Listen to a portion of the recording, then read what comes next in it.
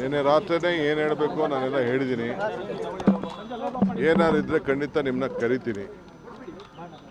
So ಅಂಥದ್ದೇನು ಹೊಸ್ತೇನಿಲ್ಲ. ಈಗ nano conference ಇದೆ, ಅದಕ್ಕೆ ಇನಾಗ್ರೇಟ್ ಮಾಡಬೇಕಾಗಿದೆ. ಕೆಲವು ಎಂಗೇಜ್ಮೆಂಟ್ಸ್ ಇದೆ, ಕೆಲವು ರಿವ್ಯೂಸ್ ಇದೆ. ಎಲ್ಲ ಮಂತ್ರಿಗಳಿಗೆ ನಾನು ಕೂಡಲೇ ನಾಳೆಯಿಂದನೇ ಎಲ್ಲ ಬರ ಪರಿಹಾರಕ್ಕೆ, ಬರ, ಅತಿವೃಷ್ಟಿ, ಅನಾವೃಷ್ಟಿ ಇವಕ್ಕೆಲ್ಲ ಭೇಟಿ ಮಾಡಬೇಕು ಅಂತ ಹೇಳಿದ್ದೀನಿ. ಟೈಮ್ ವೇಸ್ಟ್ ಮಾಡಿಬಿಡಿ ಅಂತ. ಸೊ ನಾಳೆಯಿಂದನೇ ಎಲ್ಲ ಜಿಲ್ಲೆಗಳಿಗೆ ಹೋಗಬೇಕು ಅಂತ, ಎಲ್ಲ ಆಫೀಸರ್ಸ್ಗೂ ಎಲ್ಲ ಸೈಟ್ ವಿಸಿಟ್ಗೆ ಏರ್ಪಾಡು ಮಾಡಬೇಕು ಅಂತ ಇನ್ಸ್ಟ್ರಕ್ಷನ್ ಕೊಟ್ಟಿದ್ದೀನಿ. ಸೊ ಆ ಕೆಲಸದಲ್ಲಿ ಎಲ್ಲರೂ ಕೂಡ ತೊಡಗ್ತಾರೆ, ಎಲ್ಲ ಜಿಲ್ಲೆಗೆ ಹೋಗಬೇಕು. ಸಾಮೂಹಿಕ ರಾಜೀನಾಮೆ ಕೊಡ್ಲಿಕ್ಕೆಲ್ಲ ಮುಂದಾಗಿದ್ದಾರೆ ಸರ್. ಯಾರು ನೋಡಿ, ರಾಜೀನಾಮೆ ಕೊಡೋರು ಇವೆಲ್ಲ ರಾಜಕೀಯದಲ್ಲಿ ನಡೀತಾ ಇರೋದು. ರಾಜೀನಾಮೆ ಕೊಡೋರ ಬಗ್ಗೆ ಯಾರು ತಡೆಯೋಕ್ಕಾಗಲ್ಲ.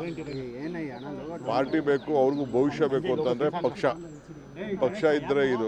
ನನಗೆ ರಾಜೀನಾಮೆ ಕೊಡ್ಬೋದೈತಲ್ಲ. ನಾನು ಧರ್ಮಸಿಂಗ್ ಕಾಲದಲ್ಲಿ, ಬೇರೆ ಕಾಲ, ಸಿದ್ದರಾಮಯ್ಯವ್ರ ಕಾಲದಲ್ಲಿ ಎಲ್ಲ ನನ್ನ ಮಂತ್ರಿಗೆ ತಪ್ಪಿಸ್ತಾರಾದಾಗ ನಾನು ಪರಮೇಶ್ವರ್ ಇಬ್ಬರು ತಾಳ್ಮೆಯಿಂದ ಇರಲಿಲ್ವಾ?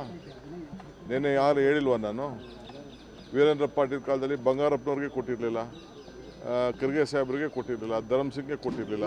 ಅವರೆಲ್ಲ ಚೀಫ್ ಮಿನಿಸ್ಟರ್ಗಳಾಗಲಿಲ್ವಾ? ಇವೆಲ್ಲ ಪೇಷನ್ಸಿಂದ ಈ ಸಂದರ್ಭದಲ್ಲಿ ಇರಬೇಕಾಗ್ತದೆ. Party is very much important. ಯಾರು ರೆಸಿಗ್ನೇಷನ್ ಕೊಟ್ಟರೆ within few minutes I am going to accept. ನಾನು ಈಗಾಗಲೇ ಎಲ್ಲ ನಮ್ಮ ಬೋರ್ಡು, ಕಾರ್ಪೊರೇಷನ್ನು ರಿವ್ಯಾಂಪ್ ಮಾಡ್ತಾಯಿದ್ದೀನಿ. ಎಲ್ಲ ನಮ್ಮ ಆಗಲೇ ಟೈಮ್ ಆಯಿತು.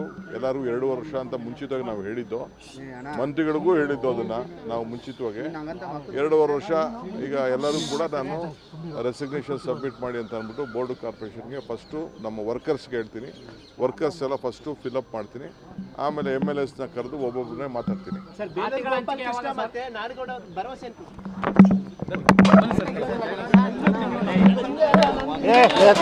ನೀನು ಕರೆಕ್ಟಾಗಿದ್ದೀನಿ.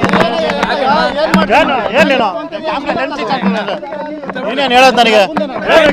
ನೀನು ಒಬ್ಬಂದ ನೀನು ಯಾಕೆ ಬರ್ತೀಯ? ಮಾತಾಡಿದೆ ನೀನು.